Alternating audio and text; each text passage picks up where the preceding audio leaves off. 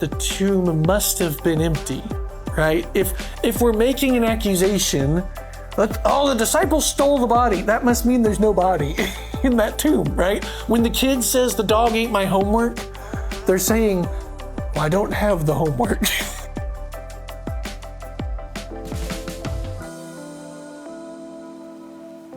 To be very transparent, with my big fat asterisk up there that leads us down here, this can't be considered one of our minimal facts because it's not as universally held as the other three that we just looked at, which means that it's not almost every scholar that holds it.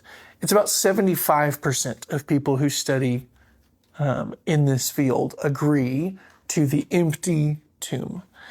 Now, that is not so much an indictment that the empty tomb is not historically strong and worth talking about and exploring, but it's really a testament to how strong those other three facts are if 75% is considered the weak one. I passed calculus in high school on a 75%. Don't start telling me that's not a good enough percentage now. 75 is still really strong in historical circles. Now, we want to have the strongest case, which is why we focused on those first three facts the way that we did. However, the resurrection is the empty tomb specifically is very much worth investigating and looking into, particularly because of the ramifications of it, right? If the tomb is empty, what does that then mean? As we go into studying the empty tomb together, there's three basic building blocks that we look at to build our case for the empty tomb. Call it the Jerusalem factor, enemy attestation, and then the testimony of women. If you need a little acronym to help you remember this in the future, just think JET. Jerusalem, enemy, testimony. Okay, any questions before we jump into what is the Jerusalem factor? Okay, very good. Reckon? Huh? Reckon? Sort of. So. Where did you say? Factor? Factor. Yes, Jerusalem factor. So, the Jerusalem factor is that in Jerusalem, Jesus was publicly executed. He was also alleged to have been seen alive after this execution. And it's where he was proclaimed to be the risen Messiah by the disciples. All these things happened within 50 days in Jerusalem. And so, let's look quickly. We're going to see how we get through the rest of this. See if I can stumble my way through. Let's look quickly at the scriptural basis and some of the non-scriptural basis we have here for these factors. That he was publicly executed. Then the whole company of them arose and brought them before Pilate. And when he learned that he belonged to Herod's jurisdiction, he sent him over to Herod, who was himself in Jerusalem at that time. So we have this record. I just picked a small verse for us to look at for us. Obviously, you can read the whole thing and see Jesus' arrest and trial and crucifixion all happen in and around Jerusalem. Technically, Golgotha is right outside of Jerusalem because when you're going to have someone that is this heinous be killed in this way of crucifixion, you take them outside of the city gates to do that. But it's all happening in and around Jerusalem. And we have both Pilate and Herod present in Jerusalem at this time to tie it all together as significant in this moment, in this location. We've read this quote before, but I want to bring it back out. This is from Tacitus. It says, Christus, from whom the name for Christians had its origin, suffered the extreme penalty, which is Tacitus's reference and way he refers to crucifixion, during the reign of Tiberius at the hands of one of the procurators, Pontius Pilate. So we have historical and biblical record that Jesus' death is in Jerusalem. Next, he's allegedly seen alive again. Obviously, we've looked at it pretty extensively from the perspective of the disciples and from Paul and from James. I wanted to show us one that we had not talked about as much. This is the two believers on the road to Emmaus. From the book of Luke, it says, that very day, two of them were going to a village named Emmaus, about 7 miles from Jerusalem. So again, we're outside of Jerusalem here. And they were talking with each other about all these things that had happened. And while they were talking and discussing together, Jesus himself drew near and went with them. And they rose that same hour and returned to Jerusalem. This is after it was revealed to them by Jesus. Hey, it's me, Jesus. And they rose that same hour and they returned to Jerusalem. So about 7 miles out, they're close enough to where this is in the Jerusalem area. And they turned back around from whatever they were doing, going to Emmaus, to head back to Jerusalem. And they found the 11 disciples and those who were with them gathered together, saying, the Lord has risen indeed and has appeared to Simon. And as they were talking about these things, Jesus himself stood among them and said, peace to you. So there's Jesus appearing again to the disciples and to other believers who are not part of the 12 in and around Jerusalem. And then boom, right at the end of our story, he pops back in Jerusalem to be like, hey, it's me again, peace to you. And then we have that he's proclaimed alive by his disciples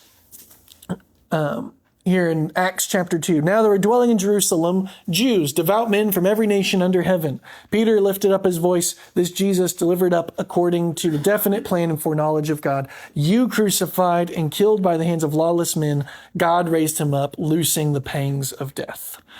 So what we have here is you see that it's in Jerusalem that the disciples on Pentecost start proclaiming Jesus' resurrection as well. So why is it significant to highlight Jerusalem as the epicenter for all of this activity from a historical perspective?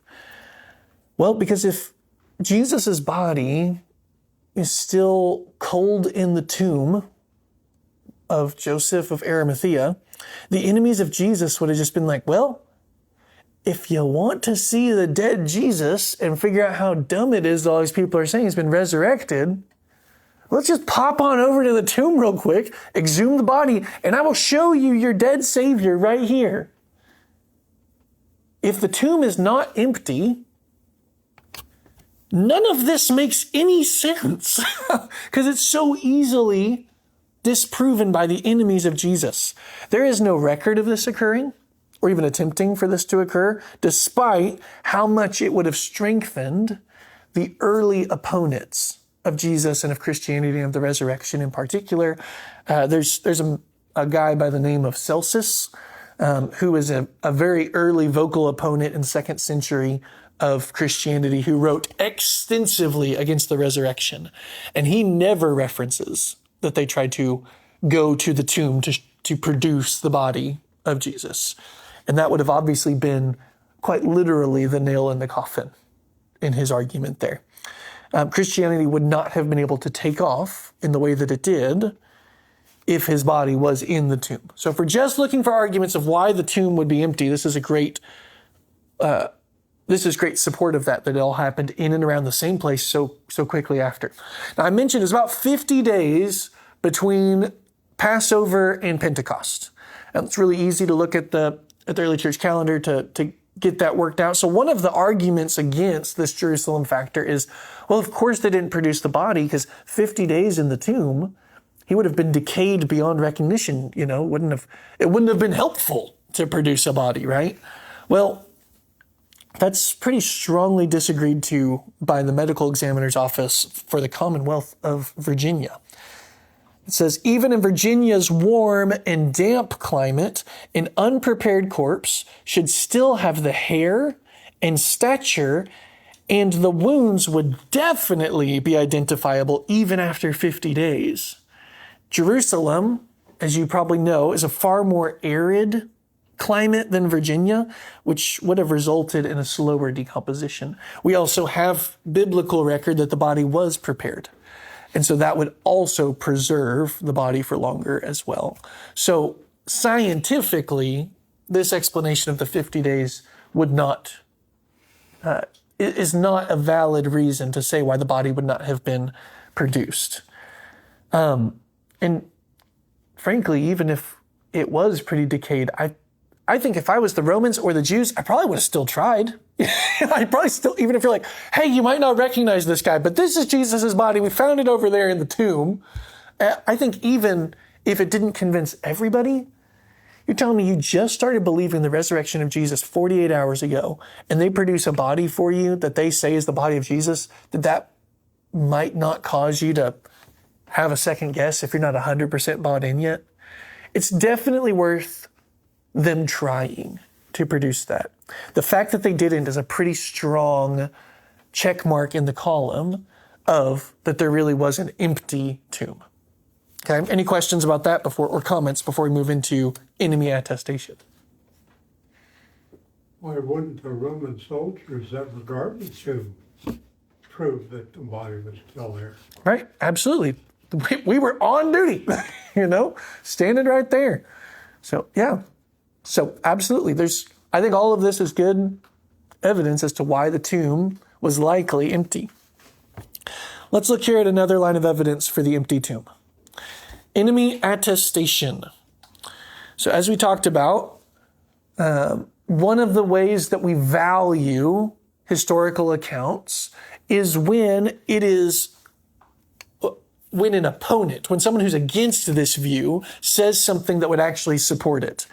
Now, the earliest accusations, all the way back into the Bible here in Matthew 28, were that the disciples stole the body, right? Which implies that the tomb must have been empty, right? If we're making an accusation, like, the disciples stole the body, that must mean there's no body in that tomb, right? When the kid says the dog ate my homework, they're saying, well, I don't have the homework. You would come up, I talked about being a liar earlier, you'd come up with a different lie. But if this is the explanation you come up with, it's likely that the body is truly not in the tomb. So when Matthew chapter 28, when they had assembled with the elders and taken counsel, they gave a sufficient sum of money to those soldiers who were guarding the tomb and said, tell people his disciples came by night and stole him away while we were asleep. Which is also comical when you think about how large the stone would have been and how loud it would have been to have to move the stone and all of those things. But you start the story and the cover up, right? So this is why it was really broadly spread. Justin Martyr is a very early apologist, someone who defends the Christian faith. He is writing in defense of Christianity, in defense of the resurrection here when he says this. Yet you not only have not repented after you learned that he rose from the dead, but as I said before, you've sent chosen and ordained men throughout all the world to proclaim that a godless and lawless heresy had sprung from one Jesus, a Galilean deceiver, whom we crucified, but his disciples stole him by night from the tomb, where he was laid when unfastened from the cross, and now deceive men by asserting that he has risen from the dead and ascended to heaven. So this is a little confusing. Go with me here. Okay, so this is Justin Martyr, who's defending the faith, explaining what those against Christianity are claiming. So he's saying, here's the things that you've done and said against the resurrection. And he lays out for us what we've already said, which is that he's saying that the disciples stole him from the night in the tomb. So because of these two plans of stealing the body, or explanations, not plans, alleged plans, and that the body was stolen, what we have here is an admission that the body is not there in the tomb. Now, we've talked already pretty extensively about why stealing the body doesn't make sense of all of the evidence that we have available to us. One of our minimal facts, well, I guess I'll let you guys do this. Which of our minimal facts is not sufficiently accounted for by the disciples stealing the body of Jesus? Roman discipline. Yes, the fact that that would have been almost impossible with the fact that the Romans are there. Well, and But- somebody saying that they could tell whoever their leader was at that point in time, that we were asleep when they stole the body. When we were asleep. Yeah, right. Right. I was They would take that. Death sentence. Death sentence. asleep on watch was an instant death penalty. Right. Right. And still is. So let me take us back to our three minimal facts that we've been using. That Jesus was crucified, that the disciples believed they saw the resurrected Jesus, and that skeptics Paul and James saw he was resurrected. Which of those three, or one or more of those facts, is not accounted for by if it was the disciples who stole the body? The disciples believed that they saw the risen. Right. Because if the disciples went in and they stole the body, they would not be convinced that Jesus was really raised from the dead. In fact, they'd be quite convinced to the contrary.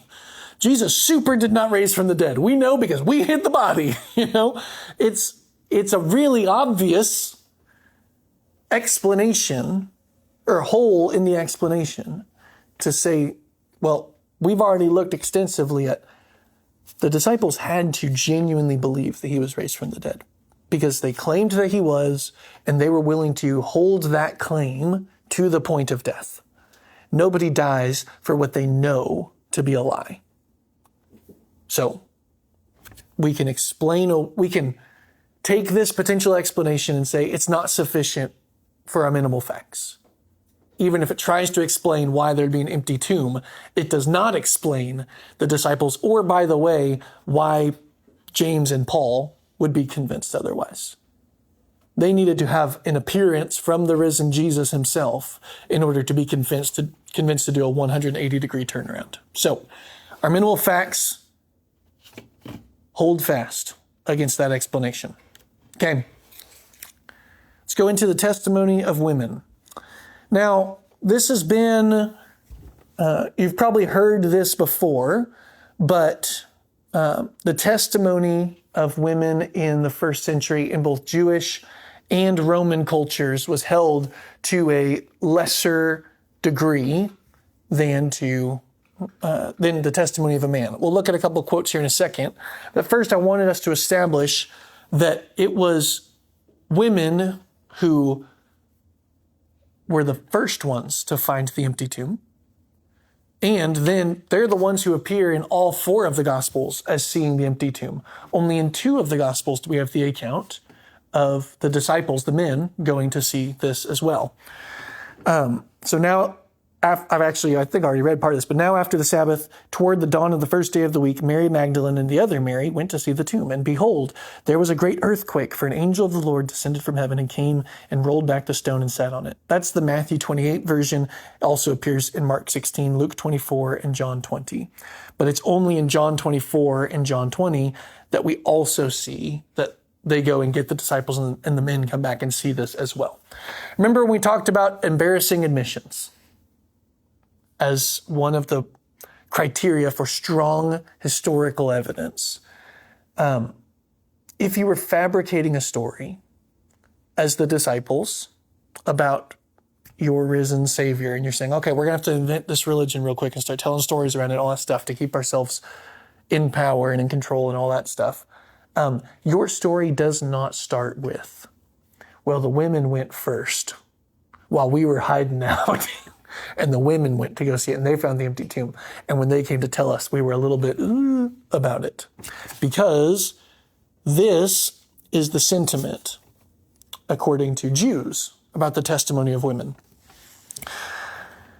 From the Talmud, sooner let the words of the law be burnt than delivered to women. The world cannot exist without males and without females. Happy is he whose children are males, and woe to him whose children are females. From Josephus, Jewish historian from the 1st and 2nd century.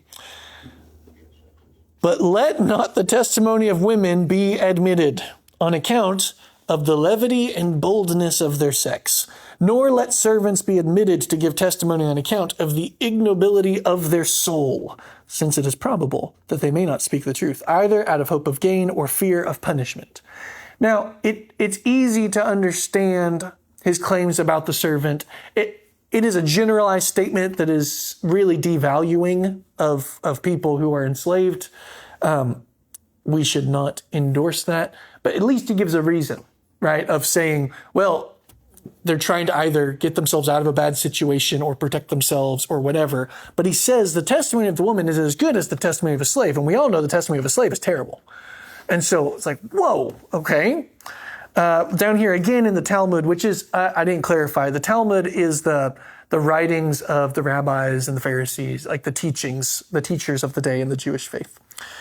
Any evidence which a woman gives is not valid to offer, although they are not valid to offer. This is equivalent to saying that one who is rabbinically accounted a robber, meaning someone who's been convicted by a rabbi as a robber, it's equivalent to saying that one who's rabbinically accounted a robber is qualified to give the same evidence as a woman. Not only is the testimony of a woman only as good as a slave, it's also only as good as a thief. So you wouldn't trust the testimony of a thief, right? So why would you trust the testimony of a woman? Remember who the disciples were. Jews. They were following Jesus. They are Jews. This is the culture of the day, and they're about to go stand up in front of quite literally God and everyone on Pentecost, standing on the testimony that was first given by women. And they're writing down in their records, as they're writing down the gospel, the women were the first witnesses of the empty tomb. But not only is the Jewish view of the testimony of women low, the Roman view culturally, the testimony of women is low. So this is from Roman historian Suetonius. He's writing in 115, but he's writing like a biography of Caesar Augustus, who was the Caesar of Rome during the birth of Jesus. So this is during the correct time of the resurrection of Christ.